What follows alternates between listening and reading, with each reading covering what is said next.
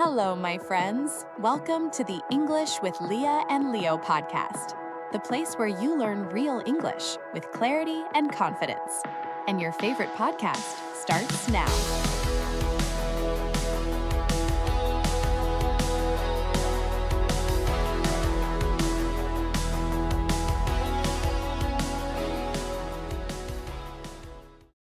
It's probably one of the most universally frustrating and just isolating experiences in the world. Oh, absolutely.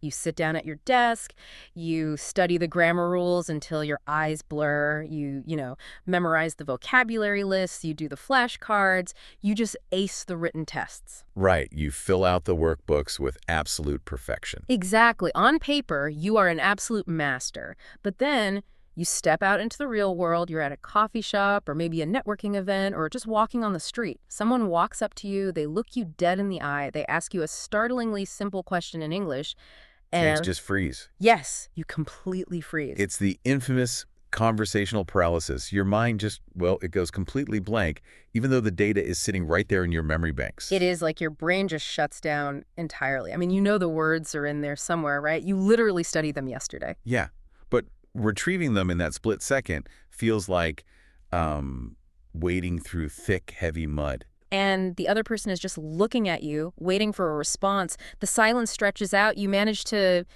stammer out this fragmented sentence, and then as soon as they walk away. The perfect, eloquent English response suddenly pops into your head. Always. It never fails. Why does it feel so agonizingly slow in the moment? Like, why does that conversational delay exist when we know for an absolute fact the information is locked securely inside our heads? Well, that delay is really the central bottleneck of language acquisition. It's the invisible wall that separates the academic learner from the truly fluent speaker. It's a wall that practically everyone who has ever learned a second language has slammed into. Oh, yeah. And it can be deeply embarrassing, when you are vastly more articulate and intelligent than you sound in those high-pressure moments. Welcome to our latest deep dive. Today, we are targeting that exact frustration, and we are going on a mission to unpack what might just be the ultimate shortcut to genuine fluency. A very exciting mission. We are diving deep into the cognitive mechanics of thinking in English. We're talking about completely fundamentally eliminating the need for mental translation. Right. We are going to deconstruct this whole myth that thinking in a second language is some sort of, mystical innate talent. Because we do that, right? We look at highly fluent people and just assume they were born with a bilingual brain. Exactly. Or that they have some special cognitive gift for languages. But the reality is that thinking in English is not a talent at all.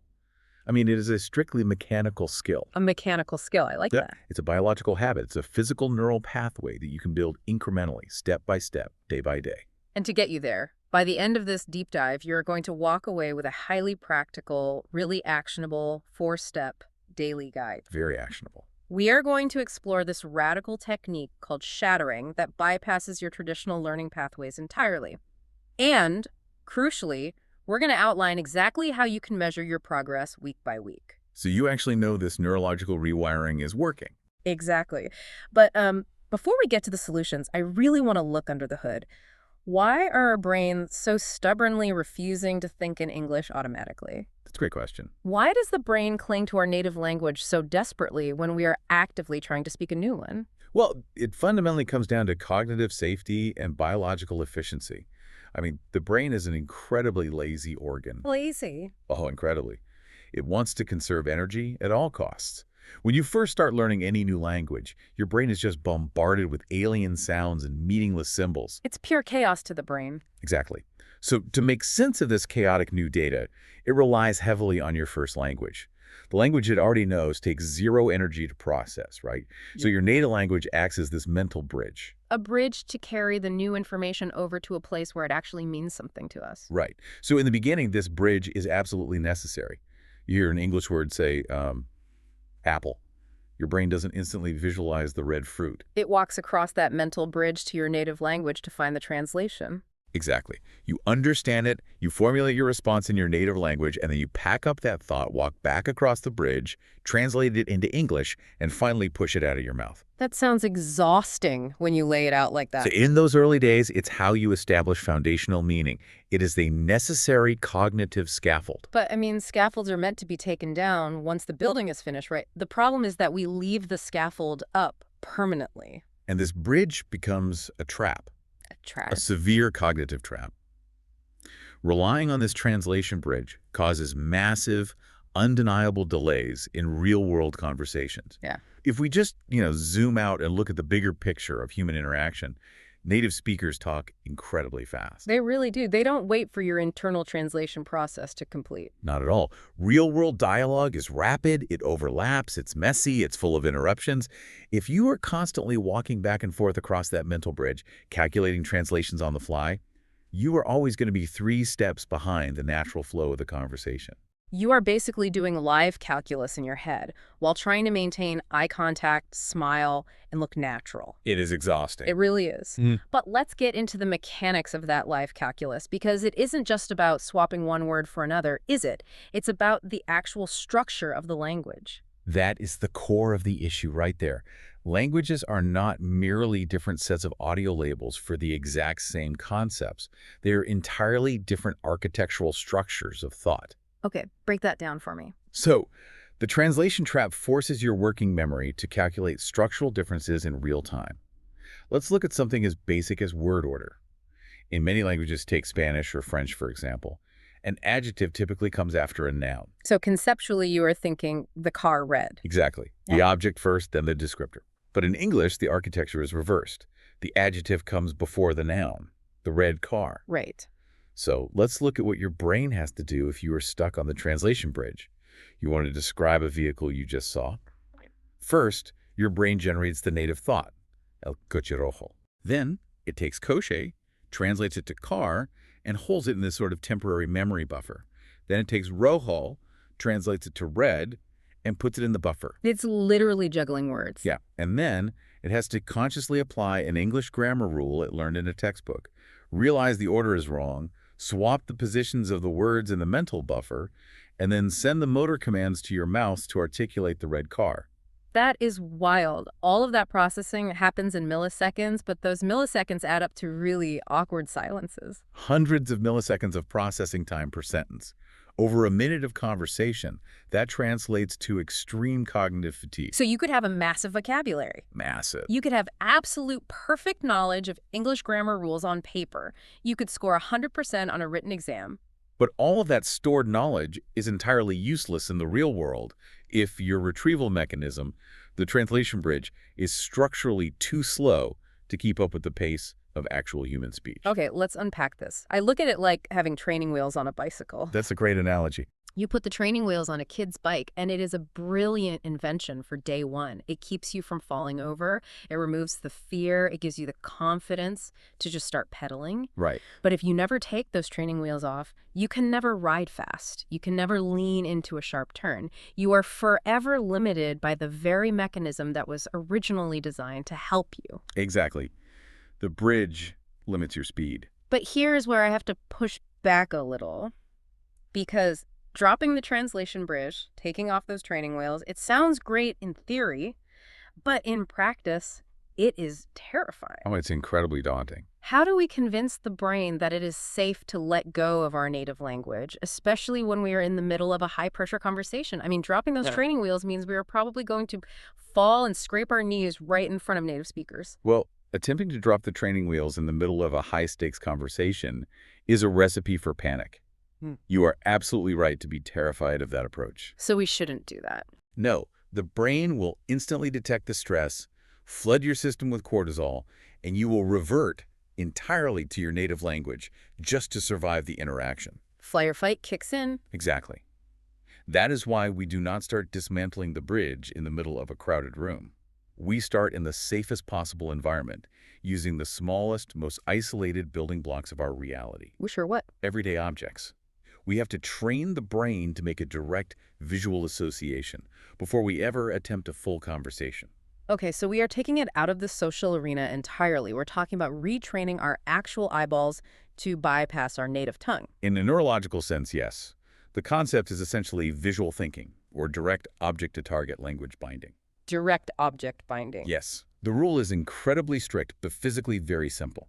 When you look at an object in your environment, you must actively force your brain to associate it directly with the English word, completely bypassing the native language label. Let's make this really concrete for the listener right now. If I am sitting in my office looking at the piece of furniture I am sitting on, normally my brain sees the object, thinks of the word in my native language, looks up the English translation in my mental dictionary, and then produces the English word chair. Right, the standard bridge. You are saying we need to aggressively cut out that middleman entirely. The middleman must be eliminated. You look at the object, and the immediate, unedited thought must be simply chair. Just chair. Just chair. The visual stimulus of the object itself, the shape of the wood, the color of the fabric, that must become the absolute primary trigger for the English word. No translation. Just the physical object, immediately followed by the English label. Okay, let's do a virtual walkthrough for you listening right now. Look around whatever space you're in. Let's list out some everyday items and isolate them. Go for it. You look at the device in your hand. You don't translate it. You just look at the physical glass and metal object, feel its weight, and think. Phone. You walk into the kitchen. You see a metal utensil. It's just spoon. You see a stack of bound paper on the table, book, a writing instrument, pen. Exactly. You look at the glass pane, window, tree, bus. You look down at your feet. Shoes! A golden retriever walks by outside. Dog. You've got it. Honestly, it sounds almost childishly simple, like we are reverting to being toddlers just pointing at things in a room. It mimics toddlerhood intentionally, and the psychology behind this direct association is profound. When a child learns their first language, they are not translating. They are mapping sounds directly onto physical reality. They don't have a bridge yet. Right. What you are doing with this visual association exercise is taking away the English word's dependence on your native language. Yeah. You are untethering it from your mother tongue and anchoring the English vocabulary directly to the physical world itself. So the physical object becomes a root of the word. By doing this every single day, repeatedly, with the mundane objects surrounding you, your brain's neural pathways literally physically adapt. Here's where it gets really interesting. You are forcing the brain to recognize the English word not as a secondary translation of a real word, but as a primary valid label for the physical object itself. Precisely that. The repetition forces the brain to realize that it is biologically inefficient to go through the native language to identify a spoon, when the English word spoon works just as well and is actually faster in this context. Wow. Eventually, the English retrieval becomes automatic. The object triggers the word instantly. That brings to mind the muscle memory involved in typing on a keyboard. Oh, that's a brilliant comparison. Think about when you first learned to type. You had to look down, scan the board, find the letter T, think about moving your index finger, and consciously press it down. Every single keystroke was a deliberate, conscious calculation. A very slow process. But now, if you know how to type, you don't think about where the letter T is at all. You just think of the word the, and your fingers automatically, subconsciously execute the movement. The thought and the physical action are directly, inextricably linked. There is no conscious searching anymore. Consider what happens if you actually try to consciously think about typing today. If I suddenly ask you, while you're typing an email, hey, exactly which finger do you use to hit the letter K? What happens? I would completely freeze. I'd have to look down at my hands, air type, to figure it out. My conscious brain actually gets in the way of my subconscious motor skills. That phenomenon is exactly what is happening when you translate. The translation bridge is your conscious brain interfering with what should be a subconscious linguistic reflex. So language is a reflex. Language production is largely a motor skill. By pointing at objects and thinking chair, desk, window, you are building cognitive muscle memory. You are training the reflex so that the conscious mind doesn't have to get involved. But it requires consistent daily repetition with the objects in your immediate physical environment? Every single day, yes. Okay, I am on board with the theory. But let's look at the practical application because reality is messy. What if I am doing this visual association exercise in my kitchen, feeling really good about knowing spoon and fridge, and then I look at something, say, a really specific, strange garlic press or a slotted spatula, and I realize I have absolutely no idea what the English word for it is. That happens all the time. I just stare at it and my mind is blank. Doesn't the whole system break down right there? Doesn't the brain panic at the missing information and run screaming back to the safety of the native language bridge to figure it out? It is a common fear, but encountering unknown vocabulary during this visual exercise is not a system failure. In fact, it's a highly valuable opportunity. Really? How so? If you look at an object and the English word simply isn't there, do not force a translation. Do not allow your brain to pull up the native word to fill the silence. Acknowledge the gap. Let there be a blank space in your mind where the English word should be. So I just sit with the linguistic void. Sit with the void. You simply look the word up, maybe not that exact frantic second, but later in the day when you have a moment. You write it down, and you make a hard commitment to using it the next time you see that specific object. I see. Your brain will actually be heavily primed to remember it because you created a localized, contextualized need for that specific piece of data. Because it's no longer just a random word on a flashcard. It's the missing piece to the puzzle of your actual physical kitchen. Exactly. The brain hates incomplete puzzles, so it will latch onto that word, say, spatula, much harder than if you had just read it in a textbook. Exactly. You are curating a vocabulary list that is perfectly tailored to your exact reality. But you must resist the urge to use the native word as a placeholder. Okay, so naming isolated objects is a fantastic low-stakes start. We are pointing at things and naming them, building that direct visual link. But we have to level up, right? We do. Real fluency, the kind that lets you navigate the world and build relationships, requires full, complex thoughts.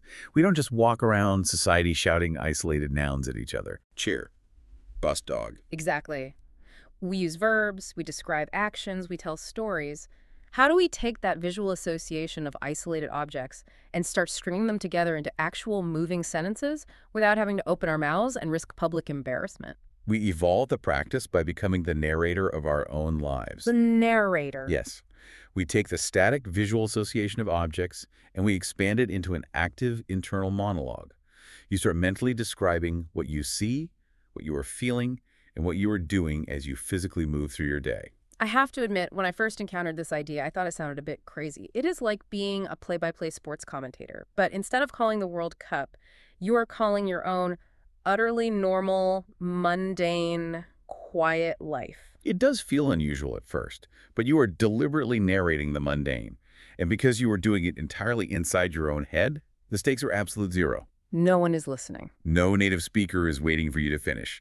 No grammar teacher is judging your syntax. Let's look at some essential foundational vocabulary for indoor and kitchen activities. Let's hear them. You wake up, you walk into the kitchen, and your internal monologue boots up. I'm making tea, I am opening the fridge, I am cooking rice, I'm washing the rice, I'm adding salt. The food smells good. It sounds so incredibly basic and doesn't just have to be cooking, right? Think about cleaning activities, which are mostly mindless anyway. Perfect opportunities. I'm sweeping the floor, I'm folding the clothes, I am wiping the counter, I am taking out the trash. It easily extends to outdoor observations as well.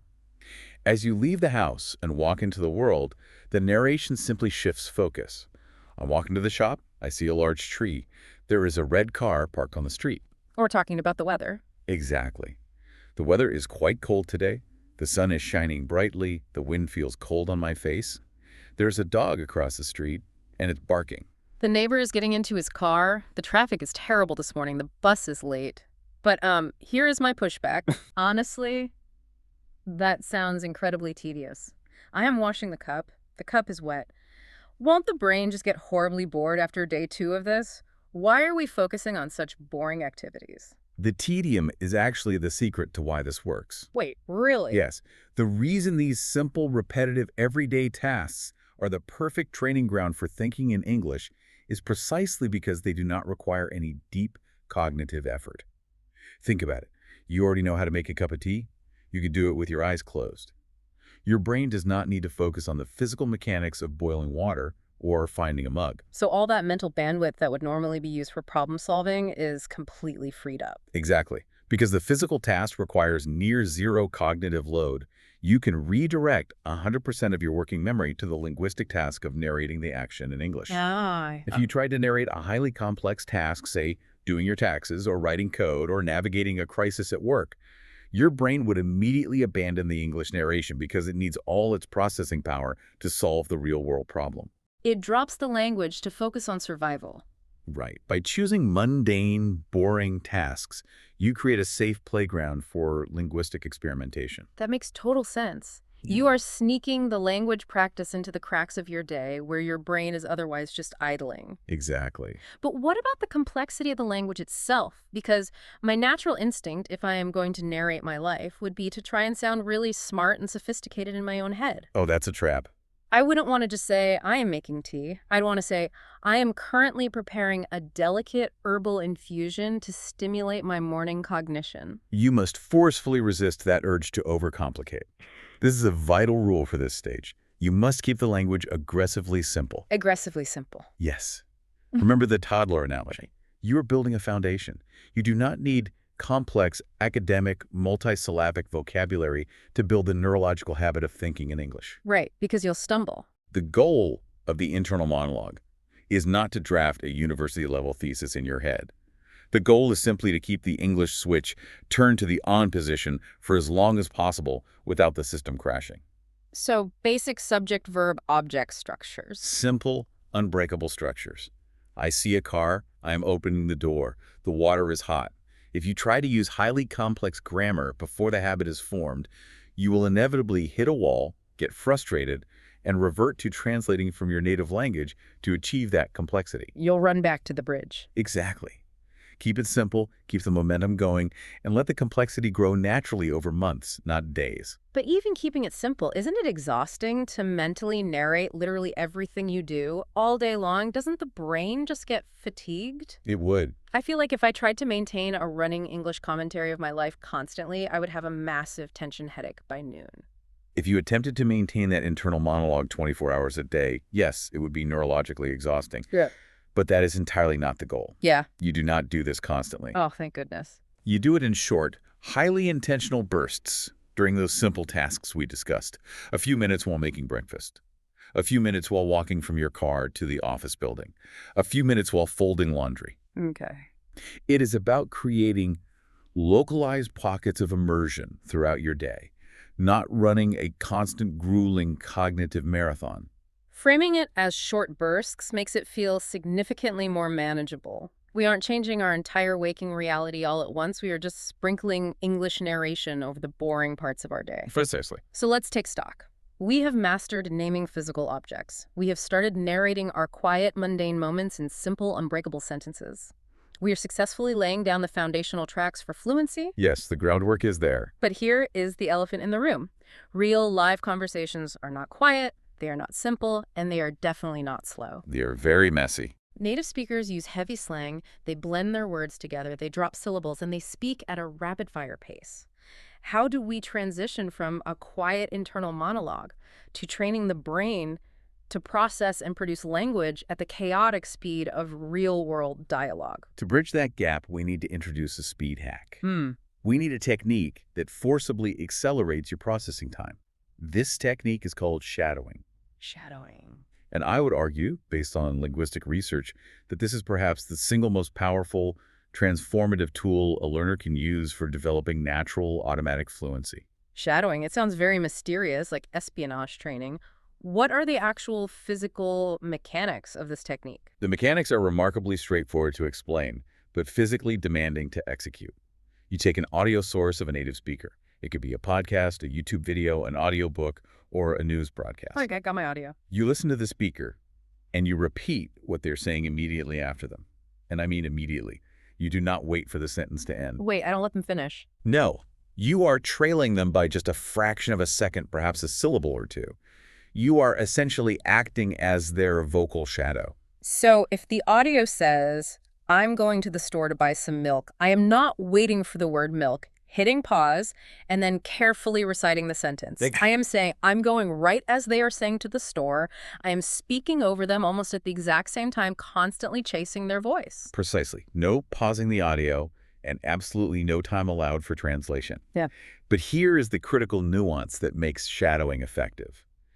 You are not just repeating the raw words like a robot reading text. What else am I doing? You are actively mimicking everything about their vocal delivery. You are copying the pitch of their voice, their speed, the emotional feeling behind the words, the rhythm of the sentence, the stress on specific syllables, and the exact pronunciation of the vowels and consonants. Wow. You're attempting to become a vocal clone of the speaker in real time. So what does this all mean? It sounds exactly like lip syncing to your favorite song in the car. That's a perfect way to look at it. Think about it. When you are belting out a song on the radio, you aren't sitting there analyzing the sheet music. You aren't dissecting the underlying grammar of the lyrics or worrying about the tense of the verbs. Don't you just feel it? You are just catching the groove, feeling the rhythm, and riding the wave of the sound. You are matching the singer's exact cadence and breath patterns without overthinking any of it. That analogy perfectly captures the essence of the exercise. You are prioritizing the music of the language over the academic data. And if we look at the underlying neurological mechanics of why shadowing works so effectively, it is because it forces an immediate, urgent physical response. Right, because there's no time to think. Exactly. By forcing your articulatory system to repeat the sounds immediately, you give your brain literally zero time to activate that native language translation bridge we talked about earlier. Yeah. The bridge is bypassed entirely because raw speed is the absolute priority. You are intentionally overloading the brain's processing capacity. You are giving it so much sensory input and demanding such immediate motor output that it doesn't even have the luxury of accessing the translation module. It just has to react physically. Exactly. You're short-circuiting the conscious translating brain and directly training the subconscious motor pathways. Furthermore, there is a crucial linguistic reason why shadowing is vital for English learners specifically. What's that? English is what linguists categorize as a stress-timed language. Okay, let's slow down here. Stress-timed language. What exactly does that mean and why does it matter? Let's compare it to a syllable-timed language like Spanish, Japanese, or French. In a syllable-timed language, every single syllable gets roughly the same amount of time and emphasis. Okay. It sounds almost like a machine gun, da-da-da-da-da. Very even, very precise. But English does not work that way. The rhythm of English is determined entirely by the stressed syllables. The important words, right? Yes, the important words that carry meaning, like nouns and main verbs. The unstressed words, the pronouns, the prepositions, the article, they get violently squished together and rush through to maintain the beat between the stressed words. Wait, what do you mean by squished together? Can you give me a concrete example of that? Because reading it on a page, all the words look the exact same size. Let's look at the phrase, I want to go to the store. If you read that with syllable-time logic, giving every word equal weight, it sounds robotic. I want to go to the store. Yeah, nobody talks like that. Right. A native speaker doesn't say that. The stressed words are want, go, and store. To keep the rhythm bouncing between those three words, the native speaker squishes to go into a rapid mumble. It becomes, I want to go to this store. I want to go to the store. The words to the basically become a single consonant sound, TD. Yes. The rhythm is like Morse code, or a heartbeat, thump, thump, thump. Shadowing forces you to experience this rhythm physically. You cannot shadow a native speaker successfully if you try to pronounce every single word perfectly. You'd fall behind instantly. Exactly. You have to learn how to squish the unstressed words just like they do to keep up with the speed. You learn the physical muscular mechanics of this rhythm naturally through imitation. You learn how a native speaker physically moves their mouth, tongue, and jaw to produce connected speech, bypassing intellectual grammar rules entirely. But hold on, if I am trailing the speaker by half a second, rushing to mimic their rhythm and squishing words together instantly, there is a very, very high probability that I am going to be saying words or entire phrases that I don't fully understand yet. Yes, that will happen. Is it really okay to prioritize the sound and the speed over perfect comprehension in this specific exercise? It feels fundamentally counterintuitive to everything we are taught about language learning to open our mouths and say things we don't understand. It feels counterintuitive, but in the specific isolated context of the shadowing exercise, yes, it is absolutely okay. In fact, it is practically required. Yes, you have to separate vocabulary acquisition from mechanical training. Your primary goal during shadowing is physical and neurological training. Comprehension can and will come later when you study normally. So I am just treating my mouth like an instrument that I am learning to play, regardless of the song's lyrics. Precisely. The priority is training your articulatory system, coordinating your tongue, your lips, your vocal cords, your breathing, to move at native speed. And equally important, you are training your brain's auditory processing centers to parse the sound of rapid English instantly. That makes a lot of sense. Even just dedicating 5 to 10 minutes to this intense shadowing a day is enough to create massive, noticeable improvements in your real-time processing speed and your pronunciation. Okay, so we have an incredibly potent toolkit here. We know the enemy we need to permanently dismantle the translation bridge. We have the direct visual association for naming objects without our native tongue. We have the internal monologue for narrating our daily actions and building simple sentence structures. And we have the high-intensity shadowing technique to build real-world speed, rhythm, and motor reflexes. But having a toolkit is useless if the tools just sit in the garage. Let's package all of this theory into a definitive, highly actionable daily routine. We need a master plan for the listener that guarantees results if followed consistently. The absolute beauty of this specific master plan is that it is designed for busy adults. It does not require you to carve out 2 hours of exhausting study time at a desk with a textbook. No one has time for that anyway. Right. It integrates seamlessly into the life you are already living. It utilizes the margins of your day. It is broken down into 4 distinct, manageable daily steps. Let's walk through it point by point. Step 1, start the day. Step 1 is morning planning, and it takes exactly 1 minute. It happens the moment you wake up, before you look at your phone, before you get sucked into the news, before you check your emails or open social media. That's a hard habit to break. It is, but it's crucial. While you are standing in the bathroom brushing your teeth, or while you are waiting for your morning coffee to brew, you plan your day, but you plan it entirely in simple English.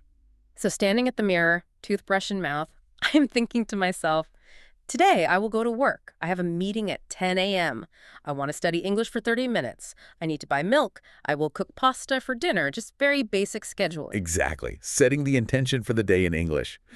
But there is deep neuroscience behind why this 1-minute exercise is so powerful. It involves a network in the brain called the reticular activating system, or RAS. The RAS, okay. The RAS acts as a filter for all the sensory information coming into your brain. By actively planning your day in English first thing in the morning, you are programming your RAS. You are telling your brain English is highly relevant to my survival and goals today. Oh, wow. As a result, your brain will unconsciously remain more alert to English input throughout the rest of the day. It primes a neurological pump. You are setting the frequency on the radio receiver so it picks up the English signal all day long instead of filtering it out as background noise. That is fascinating. Okay, so that is step 1. Then we move into step 2. Step 2 is daytime observation. This is the practical application of the internal monologue we discussed earlier. As you physically move through your day, you use those pockets of downtime commuting, walking down the hall, waiting in line at the grocery store, to mentally describe what you see and what you are doing. Just keeping that narrative going. Yes. I see a man walking his dog. The woman ahead of me is talking on the phone. I am typing an email to my boss. And this is exactly where we keep our radar up for those unknown words we talked about, Right?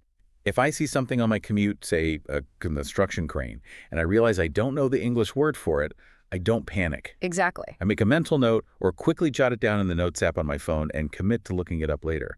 I am actively hunting for the specific vocabulary I need to accurately describe my unique personal reality. That is the perfect approach. You are no longer relying on a generic textbook to tell you what words are important.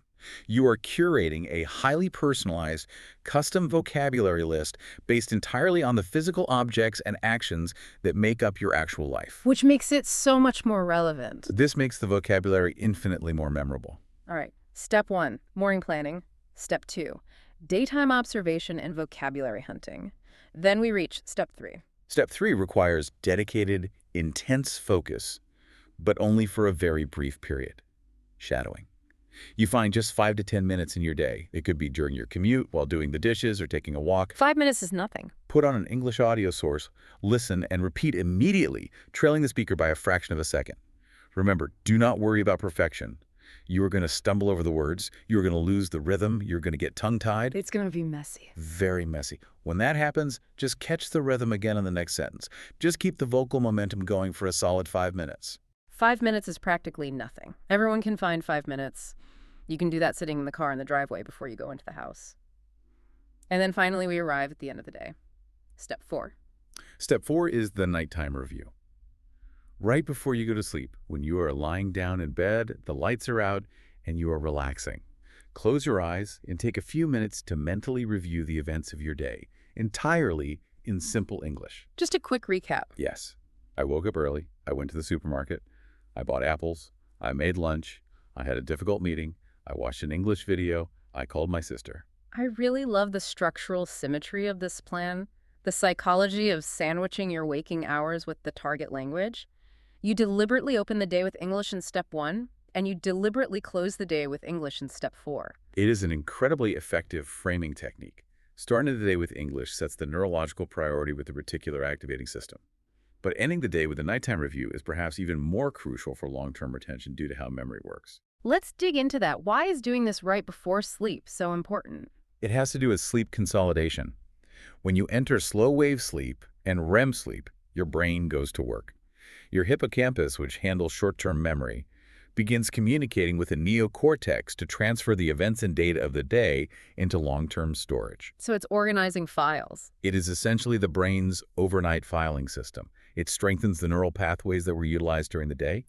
By deliberately making simple English thoughts the very last cognitive action you perform before losing consciousness, you are literally moving English data to the front of the line for the brain to process and solidify overnight. So a simple 3-minute exercise before I fall asleep basically tricks my brain into working on my English fluency for the next 8 hours while I am unconscious. That is the ultimate life hack. It really is. There is zero pressure, no stress of an audience, just quiet reflection that yields massive subconscious dividends. Exactly. It leverages your biology to do the heavy lifting for you. Okay, so a listener decides today is the day. They commit to this 4-step plan. 1 minute of morning planning, random bursts of daytime observation, a 5-minute high-intensity shadowing sprint, and a 3-minute nighttime review. How do they actually measure success? That's a great question. Because we know that fluency isn't a magical light switch that just flips from off to on overnight. It is a gradient. How do we track this progress week by week so we don't get discouraged? That is a vital question because managing expectations is half the battle. We have to set realistic incremental goals, and we must approach this process with immense self-compassion. Compassion is key. When you first start this routine, your brain is going to fight you violently. It desperately wants the low-energy comfort of your first language. In the beginning, during those first few days of the daytime observation or the nighttime review, maybe only 10% of your thoughts will naturally form in English. The other 90% of the time will consist of you actively fighting the urge to use the translation bridge. And I think it is so important to state clearly here that 10% is a victory. It is not a failure. If you manage to look at a coffee cup and think cup without translating it, you have won that moment. It is a massive structural victory. You have successfully forged a new, direct neural pathway, however small. Because if you maintain the daily routine, that 10% will slowly, inevitably grow. It is a biological certainty. It builds on itself. Next week, it might be 30%. Yeah. You will notice that a few simple phrases just popped into your head without any conscious effort whatsoever. Then, with consistent daily practice over a month or two, it becomes 50%. Half of your internal dialogue is seamlessly happening in English, then it pushes to 70%. It makes me think of a video game loading bar. You know when you were downloading a massive software update and the progress bar gets stuck at 10% for what feels like hours? Ah, yes. You stare at the screen, you think the system is completely frozen, you think nothing is happening, and you are tempted to just restart the whole computer. But under the surface, deep in the hard drive, massive amounts of data are actively being processed and organized. And then suddenly the bar jumps to 30%, then it quickly slides to 50%, and before you know it, it's speeding toward 100%. Exactly. The visual progress isn't always linear, but if you keep the connection alive, the download completes. That is a highly accurate representation of second language acquisition. The progress from 10% to 70% happens slowly, often invisibly, under the surface of your conscious awareness, but it is neurologically inevitable if the daily habit is maintained. So my final big question for you is this. How does the listener know when they finally hit that magical automatic moment? What does it actually feel like when that 70% or 80% clicks into place and you realize the mental software has successfully upgraded? It almost always feels deeply surprising. It usually happens when you aren't paying attention to your language learning at all. You will be in the middle of a mundane task, or you will be caught off guard by a sudden, unexpected conversation with a native speaker, and you will realize, only after the fact, that you just experienced a full, complex thought or delivered a perfectly natural, rapid response, and there was absolutely zero friction. No friction at all. No searching for vocabulary, no mental calculus of grammar rules, no translating from your mother tongue. Yeah. The English words simply existed in your mind exactly when you needed them, as effortlessly and naturally as breathing. That is the moment you realize the translation bridge is completely gone. That is the moment the training wheels fall off and you realize you aren't trying to ride the bike anymore. You are just riding it. You are just flying. It's a wonderful feeling. Okay, let's take a deep breath and recap the incredible journey we have been on today because we have covered a massive amount of ground. We started by identifying the true enemy of fluency, the translation trap. We realized that our native language bridge, while helpful on day one, is ultimately the heavy cognitive load that slows us down and causes us to freeze in real-world conversations. We learned how to start dismantling that bridge safely, away from the pressure of conversation, through direct visual association. Looking at a chair and forcing the brain to just think chair, bypassing the native tongue entirely. We then took that static visual association and expanded it into an active internal monologue, training the brain to narrate the quiet, mundane, low cognitive load moments of our lives, like making tea or walking to the shop in simple, unbreakable English sentences, completely removing the fear of an audience. And we unlocked the incredible speed hack of shadowing, learning to prioritize the musical rhythm, the emotional feeling, and the immediate physical articulation over perfect academic comprehension. We learned how to squish our unstressed words to match native timing, actively training our articulatory muscles to move at the chaotic speed of real speech. And finally, we packaged all of this extensive theory into a remarkably simple, inescapable 4-step daily master plan. A 1-minute morning plan to prime the RAS, daytime observation for custom vocabulary curation, 5 minutes of high-intensity shadowing for motor training, and a relaxing nighttime review to leverage the brain's sleep consolidation processes. A comprehensive master plan that takes maybe 10 to 15 minutes of dedicated time a day, but fundamentally rewires the architecture of your brain. Before we sign off, I really want to leave you with a final, vital reassurance. Thinking in English is a mechanical skill, not a magic trick. It is built with patience, repetition, and consistency. You are going to make mistakes. Everyone does. You will stumble. You will find yourself accidentally translating and reverting to old habits. Do not be discouraged when this happens. Those mistakes are not failures. They are just proof of practice. Every single time you catch yourself translating and you gently, consciously guide your mind back to the direct English word, you are physically strengthening that new neural pathway. Be kind to yourself. Trust the biology of your brain and trust the process. Trust the video game loading bar. It is working in the background, even when you can't see it moving. Now, as we wrap up this deep dive, I want to leave you with one final, slightly provocative thought to mull over. Let's hear it. We have spent this entire hour talking about the mechanics of how to change the language of your internal thoughts. But psychologists and linguists have long debated a concept known as linguistic relativity, the idea that the language we use fundamentally shapes our actual perception of reality. The specific words and grammar structures we use define the very boundaries of what we can conceptualize and feel. So as you embark on this 4-step daily plan, as you move your internal loading bar from 10% to 50% to that magical 100% automatic fluency, when you finally reach a point where your internal voice is speaking completely effortlessly in English, will you discover that your English personality is actually slightly different from your native one? Does unlocking a completely new internal language also unlock a slightly new version of who you are? It is something fascinating to think about as you start your practice. That's a profound question to ponder during your nighttime review tonight. Absolutely. Thank you for joining us on this extensive journey today. Take these 4 steps, apply them to your daily life, and start rewiring your world. We highly encourage you to start right away. Try step 4 tonight. When your head hits the pillow, close your eyes and do your first nighttime review in simple English. Until next time, keep exploring, keep questioning, and keep diving deep. Thank you for listening to the English with Leah and Leo podcast. Keep practicing, stay consistent, and see you in the next episode.